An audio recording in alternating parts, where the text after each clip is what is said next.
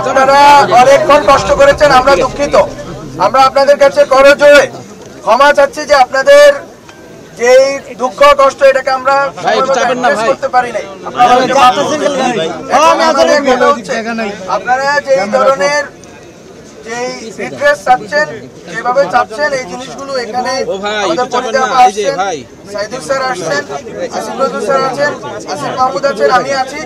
আমরা কথা দিয়ে যাচ্ছি এবং আপনাদেরকে বারবার আমরা পৌঁছাইছি কথাটা যে আমাদের পক্ষ থেকে বারবার পৌঁছানো হয়েছে যে 2টা বাজে আগামীকাল 2টা বাজে সচিবালয়ে বসে আপনাদের প্রতিনিধিদের সাথে আমরা কথা বলবো এবং যে রেসপেক্টিভ মিনিস্ট্রিগুলো আছে, স্বাস্থ্য মন্ত্রণালয়,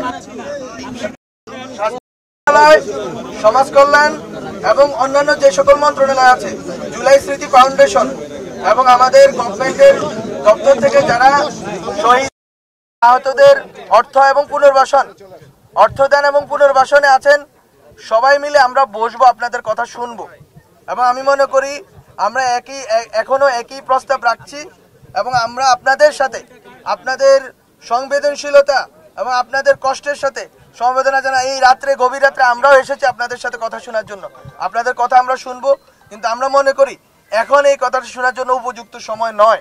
আপনারা যদি রাজি থাকেন, আগামীকালকে 2টা থেকে যতক্ষণ সময় লাগে আমরা আপনাদের কথা শুনবো এবং সবগুলো পয়েন্টে, এবং আপনারা এই ওয়াদা আমার কাছ থেকে নেন। আমি এখানে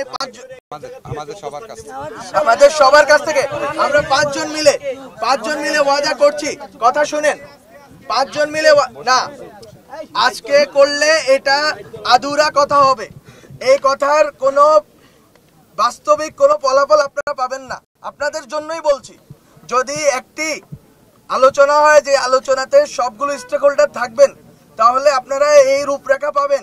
এবং আমরা আলোচনা করে এসেছি যে আগামী ডিসেম্বরের ভেতরে যতজন আহত আছেন, শহীদদের ব্যাপারে স্পষ্ট অবস্থান, এবং আপনারা দেখতে পাচ্ছেন যে বিভিন্ন জায়গায় আমরা অনুদানের কার্যক্রমগুলো চলছে, কিন্তু আহতদের জিনিসটা হয়তো আমরা এখনো পর্যন্ত সঠিকভাবে আপনাদের পর্যাপ্ত আপনাদের সমর্থন এবং সহযোগিতা করতে পারিনি। আমরা দুঃখিত, কিন্তু আমরা মনে একটি রূপরেখা আপনাদের দিক থেকে আসুক এবং সব স্টেক হোল্ডাররা মিলে বসে আগামী ডিসেম্বরের ভেতরে আহত পুরা বাংলাদেশের সব প্রান্তিক এবং শহরে যেখানেই থাকেন না, যতজন আহত আছেন সবাইকে আমরা চিকিৎসা এবং চিকিৎসার সাথে সাথে পুনর্বাসনের ব্যবস্থার ব্যাপারে স্পষ্টভাবে আমরা অবস্থান নিব। ডিসেম্বর পর্যন্ত আমাদের সাথে আপনারা একটি রূপরেখা তৈরি করার জন্য আমাদের করেন। আমরা আপনাদের দিক থেকে আপনারা যতজন প্রতিনিধি চান আপনারা পাঠান, আমরা আপনাদেরকে নেওয়ার ব্যবস্থা করব সচিবালয়ে। এখানে কোথায় বসবে না সবাই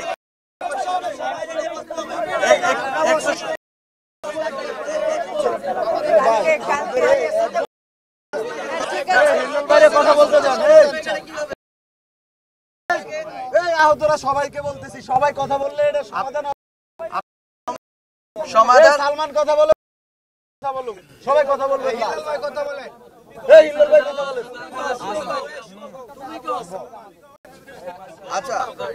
আচ্ছা, আমরা তো বললাম যে আপনাদের দিক থেকে যত প্রতিনিধি চান, এবং আপনারা যদি বলেন এসি না করা যায় না, মিটিং যদি হয়, আমরা দুঃখিত। আপনারা হয়তো আমাদের চেয়ে বেশি আহত হয়েছেন, আপনাদের প্রতি আমাদের দায়বদ্ধতা আজীবন, এবং আমরা শুধু এই গভর্নমেন্টের দিক থেকে না, এই গভর্নমেন্ট লড়বো। আপনারা আমাদের ন্যায্যতা, গভর্নমেন্টের কোনো ন্যায্যতা নাই।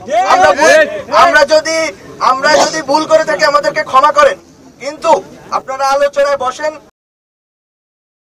যাতে কার্যকরভাবে এটা বাস্তবায়নের সুযোগ। ঠিক আছে,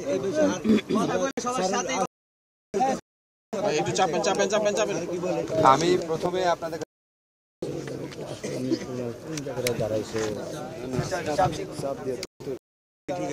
প্রথমে আপনাদের আমাদের মাহফুজ বলেছে আমাদের ব্যর্থতা আছে, ভুল আছে, অনেক অনেক বেশি দায়িত্বশীল হওয়া উচিত ছিল।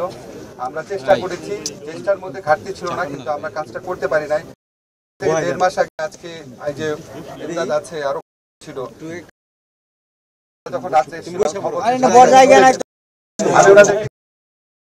এবং উনি এখানে এমদাদ আছে বলবে উনি কতটা আন্তরিকতার সাথে সবার চিকিৎসার কিছু করবেন। আমাদের অবশ্যই ঘাটতি ছিল এবং আপনারা যেখানে বসে আছেন তা আমাদের মোটেও ভালো লাগছে না, আমাদের জন্য একটা হৃদয় বিদারক ঘটনা। এবং আমরা এই যে আজকে ফরিদা আপাও ছুটে আসছেন আমাদের যে নতুন স্বাস্থ্য উপদেষ্টা, দেখেন আমরা ফিল করেছি যে আমাদের ঘাটতি আছে। উনি আমাদের বিশেষ সহকারী স্বাস্থ্য মন্ত্রণালয়ের প্রতিমন্ত্রীর দায়িত্বে আছেন, উনি আমাদের যে পিজি হসপিটাল আছে এটার প্রধান হিসাবে ছিলেন, অনেক বড় একজন ডাক্তার। আমরা আমাদের যে ব্যর্থতা আছে, আমাদের যে ঘাটতি আছে, সেখান থেকে আমরা শেখার চেষ্টা করছি। এটা তো একটা প্রমাণ যে আমরা ওইখানে স্বাস্থ্য মন্ত্রণালয়ে একজন ওনার মতো একজন অভিজ্ঞ ডাক্তারকে বসিয়েছি। আপনারা যে রেগে আছেন, আপনারা যে কষ্ট পাচ্ছেন, ক্ষোভ পাচ্ছেন, এটা খুবই স্বাভাবিক, খুবই স্বাভাবিক। কিন্তু প্লিজ একটু বোঝার চেষ্টা করেন। এই যে মাহফুজ বললো, আসিফ বললো, ফরিদা আপা বললো, আপনারা কি আমাদেরকে রাজপথে দেখেন নাই? সব সময় দেখেছেন এবং আমাদেরকে সারা জীবন সঙ্গে পাবেন। মাহফুজ যেটা বললো এটা তো একটা সরকার গরম ব্যাপার না, সারা জীবনে তো 15 বছরই তো আমাদেরকে দেখেছেন না? আমরা যারা সিনিয়র আছি, মাহফুজটা বয়সের কম, যখন থেকে পড়ছেন দেখেছেন। আমাদের বললাম আমাদের ভুল হয়েছে, আমাদের ঘাটতি আছে, আমরা সেই ঘাটতি মোকাবেলার জন্য সবচেয়ে গুরুত্ব দিয়ে আপনারা যদি চান আমিও 2টার সময় মিটিংয়ে থাকবো। একটা মিটিং যখন হয় সেখানে আমাদের অনেক পত্র দেখতে হবে, জুলাই ফাউন্ডেশনের লোকজনকে রাখবে, কারা পেয়েছে কারা পায়নি, কোথায় আমাদের সমস্যা হয়েছে, সবকিছু আমাদের জানতে হবে। আমাদের এটা থেকে ভালো লাগছে না যে আপনারা এত কষ্ট করে এত রাত পর্যন্ত এখানে আছেন, তাহলে আমরা এত রাত ছুটে আসতাম না। আপনাদের কাছে অনুরোধ, প্লিজ একটু বোঝার চেষ্টা করেন, আমাদের দিকে তাকায় যদি আপনাদের মনে হয় যে আমরা সত্যি আপনাদের সমব্যথী, আমরা একটা সলিউশন করতে চাচ্ছি। মাহফুজ যেটা বলো ডিসেম্বর, একটু বেশি সময় বলেছে, হয়তো তার আগেও করে ফেলতে পারবো।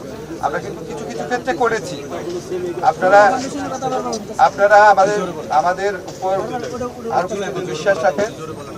আপনারা আগামীকাল 2টার সময় আলোচনা আসেন। আমাদের একটা কংক্রিট যদি রূপরেখা যদি না পান, তাহলে আমরা লিখিত দিব এবং এটা একটা চুক্তির মতো হবে। আপনারা প্লিজ কথা শুনেন। আপনাদেরকে এখানে দেখে আমাদের ভালো লাগছে না, কষ্ট লাগছে, মনে দুঃখ লাগছে দেখে আমরা এসেছি।